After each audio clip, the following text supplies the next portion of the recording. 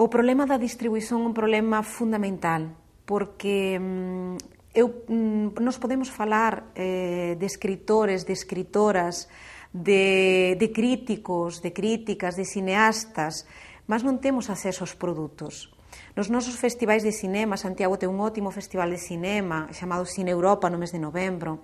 Nos últimos anos están entrando fitas de cinema brasileiro, mas nas salas comerciais non chegan os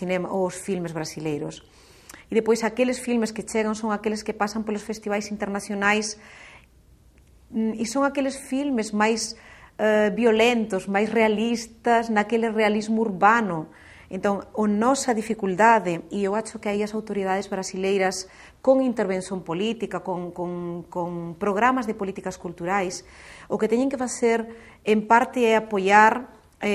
iniciativas como a que nós estamos desenvolvendo agora, que é a creación de un centro de estudos brasileiros na Universidade de Santiago de Compostela. O proxecto está quase encaminhado, está prácticamente entrando na reitoría, e nese programa de axudas, programas do tipo escritor visitante, artista visitante, pesquisador visitante, verbas para nós podermos contratar leitores brasileiros de cultura brasileira, as políticas públicas brasileiras en relación a intervención fora ten que pasar pela presenza dos autores e das autoras brasileiras nas nosas feiras do libro, nos nosos actos. Iso significa que cando nós pudermos pasar unha data, un calendario, ten feira en tal data, podían convidar algún escritor, algunha escritora que estexa por perto. Lisboa é perto, Lisboa está a 5 horas de Santiago de Compostela de carro, Madrid está perto, París está a 40 minutos de avión. Iso significa que esa rede de que nós estamos facendo parte a través do Itaú Cultural, eu acho que debe ser aproveitada por parte das autoridades con responsabilidades culturais para que esas conexións sexan conexións reais e que favorezan que esa presenza sexa unha presenza efectiva, porque aí